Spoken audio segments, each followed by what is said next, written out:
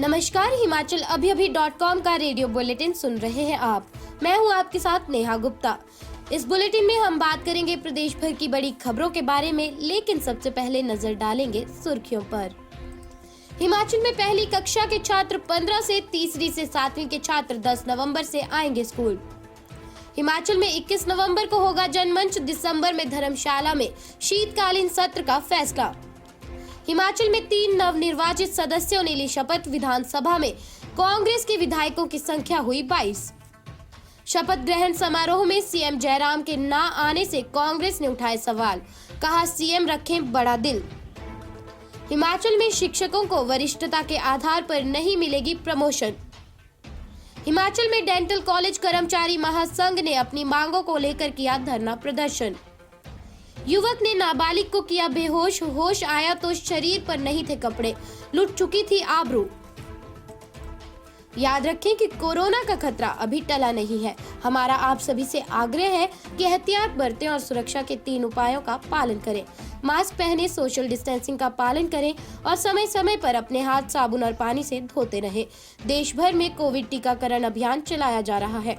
अपनी बारी आने पर कोरोना का टीका अवश्य लगवाएं। अब समाचार विस्तार से। आपके स्वास्थ्य का प्रहरी श्री बालाजी हॉस्पिटल, कांगड़ा, हिमाचल। सीएम जयराम ठाकुर की अध्यक्षता में सोमवार को हुई कैबिनेट बैठक में अहम फैसले लिए गए। तीसरी से 7वीं कक्षा के छात्रों की 10 नवंबर से नियमित कक्षाएं शुरू होंगी। कैबिनेट बैठक में 15 नवंबर से पहली और दूसरी कक्षा के छात्रों को स्कूलों में बुलाने का फैसला लिया गया है। 8वीं से 12वीं कक्षा के छात्रों को नियमित कक्षाएं पूर्व की तरह जारी रहेंगी। सर्दी, खांसी, बुखार और जुकाम के लक्षण वाले विद्यार्थियों को स्कूलों में नहीं आने की अपील की गई है। कैबिनेट बैठक में परिवहन बसों का परिचालन पहले के 50% मानदंड के बजाय पूरी क्षमता के साथ करने का निर्णय भी लिया गया है। कैबिनेट ने मंडी जिले में राजकीय माध्यमिक पाठशाला चेत को राजकीय उच्च पाठशाला में स्तरोन्नत करने और इसके सुचारू संचालन के लिए आवश्यक पदों के सृजन का निर्णय लिया है। हिमाचल प्रदेश सचिवालय में सामान्य प्रशासन विभाग में सेकेंडमेंट आधार पर चालकों के 10 पद भरने का निर्णय लिया गया है। हिमाचल प्रदेश कैबिनेट बैठक सीएम जयराम ठाकुर की अध्यक्षता में आयोजित हुई। बैठक में कैबिनेट ने हिमाचल प्रदेश के राज्यपाल को प्रदेश विधानसभा का शीतकालीन सत्र 10 से 15 दिसंबर 2021 तक जिला कांगड़ा के धर्मशाला में आयोजित करने की सिफारिश करने का निर्णय लिया। इसमें 5 बैठकें होंगी। मंत्रिमंडल ने राज्य के विभिन्न भागों में 21 नवम्बर से जनमंच आयोजित करने का भी निर्णय लिया है। कैबिनेट ने बीजेपी के स्वर्णिम दृष्टि पत्र पर कार्य करने के लिए भी समीक्षा की है, जिसे वर्तमान राज्य सरकार ने नीति दस्तावेज के रूप में अपनाया है। सामान्य प्रशासन विभाग ने इस संबंध में विस्तृत प्रस्तुति दी है। कैबिनेट ने हिमाचल प्रदेश राजकीय दंत महाविद्यालय शिमला के PGMDS विद्यार्थियों की छात्रवृत्ति 1 अप्रैल 2021 से 5,000 रुपए प्रति माह बढ़ाने की मंजूरी दी।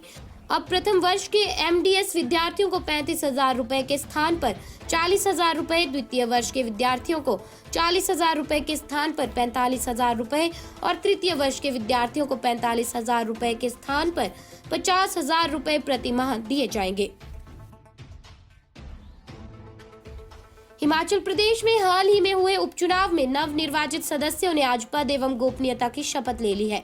विधानसभा अध्यक्ष विपिन सिंह परमार ने अपने चैम्बर में सादे समारोह में नवनिर्वाचित विधायकों को पद एवं गोपनीयता की शपथ ग्रहण करवाई। उपचुनाव में तीनों विधायक कांग्रेस पार्टी से जीत कर आए हैं। इसके बाद सत्ता पक्ष का एक विधायक कम हुआ है और विपक्ष के एक सदस्य बढ़ गया है। अर्की में वीरभद्र सिंह के निधन से खाली हुई सीट पर कांग्रेस के ही संजय अवस्थी जीते हैं। फतेहपुर से सुजान सिंह पठानिया के निधन के बाद खाली हुई सीट से उनके ही पुत्र कांग्रेस के भवानी सिंह पठानिया जीतकर विधानसभा पहुंचे हैं, जबकि जुब्बल कोटखाई में बीजेपी के मुख्य सचेतक नरेंद्र बरागटा के निधन के बाद खाली हुई सीट पर भी कांग्रेस के रोहित ठाकुर ने कब्जा जमाया है। इन 3 विधायकों को पद एवं गोपनीयता की शपथ आज दिलाई गई है। शेष समाचार ब्रेक के बाद। आपके स्वास्थ्य का प्रहरी श्री बालाजी हॉस्पिटल, कांगड़ा, हिमाचल। हिमाचल प्रदेश विधानसभा में सोमवार को कांग्रेस के 3 नवनिर्वाचित विधायकों ने पद और गोपनीयता की शपथ ग्रहण की। वहीं शपथ समारोह में सीएम जयराम ठाकुर के उपस्थित नहीं होने से विपक्ष को एक बार फिर सरकार को घेरने का मौका मिल गया है। विपक्ष के नेता मुकेश अग्निहोत्री ने सीएम जयराम ठाकुर पर इस बाबत खूब जुबानी हमला बोला। नेता प्रतिपक्ष मुकेश अग्निहोत्री ने सवाल खड़े करते हुए कहा कि कांग्रेस के 3 विधायकों की आज विधानसभा में शपथ हुई, लेकिन सीएम इसमें शामिल नहीं हुए, जबकि सीएम को बड़ा दिल रखना चाहिए था और नए विधायकों को इस मौके पर मिलने आना चाहिए था। मुकेश अग्निहोत्री ने कहा कि इतनी संकीर्णता से भी राजनीति नहीं की जाती। उन्होंने कहा कि सीएम को इतनी छोटी सोच रखकर राजनीति नहीं करनी चाहिए।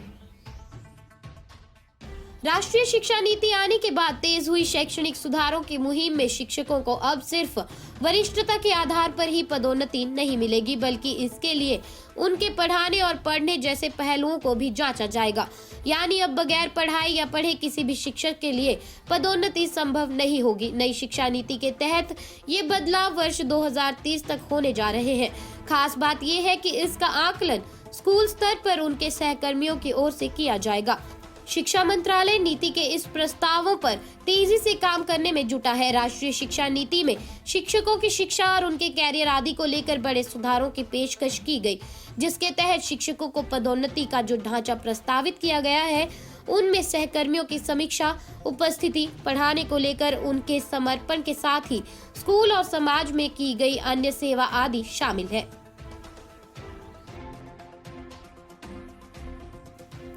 हिमाचल डेंटल कॉलेज कर्मचारी संघ ने अपनी मांगों को लेकर सोमवार को सुंदरनगर में गेट मीटिंग की और प्रबंधन के खिलाफ धरना प्रदर्शन करते हुए जमकर नारेबाजी की। संघ के प्रधान राजेश कुमार ने बताया कि प्रबंधन संघ की मांगों को अनसुना करता आया है। इसके विरोध में प्रबंधन के खिलाफ आंदोलन का रुख अख्तियार किया गया है। उन्होंने कहा कि अगर फिर भी कॉलेज प्रबंधन ने संघ की मांगों को नहीं माना तो क्रमिक भूख हड़ताल पर बैठने के लिए संघ के पदाधिकारी मजबूर होंगे और इस दौरान कॉलेज प्रबंधन जिम्मेदार होगा। उन्होंने कहा कि 20-25 साल डेंटल कॉलेज में कर्मचारियों को अपनी सेवा देते हुए बीत गए हैं, लेकिन अभी तक किसी भी तरह के वेतन में ना तो वृद्धि की गई है और ना ही अन्य कोई वित्तीय लाभ दिया गया है। हिमाचल प्रदेश के बिलासपुर जिला में एक सनसनीखेज मामला सामने आया है। जिले में एक युवक ने नाबालिग को बेहोश कर अपनी हवस का शिकार बनाया, जिसके बाद अब वो नाबालिग के अश्लील फोटो खींचकर उसे वायरल करने की धमकियां दे रहा है। पुलिस ने पॉक्सो एक्ट व भारतीय दंड संहिता की धारा 506 के तहत मामला दर्ज कर कार्यवाही शुरू कर दी है। जानकारी मिली है कि संबंधित शिकायत एक नाबालिग द्वारा थाना पंचकुला में दर्ज करवाई गई थी। मामला बिलासपुर जिले के नैना देवी से संबंधित होने के कारण पंचकुला पुलिस ने 0 FIR दर्ज कर मामला थाना कोट कहलूर को स्थानांतरित कर दिया है। इस बुलेटिन में बस इतना ही। कल फिर मुलाकात होगी। नमस्कार।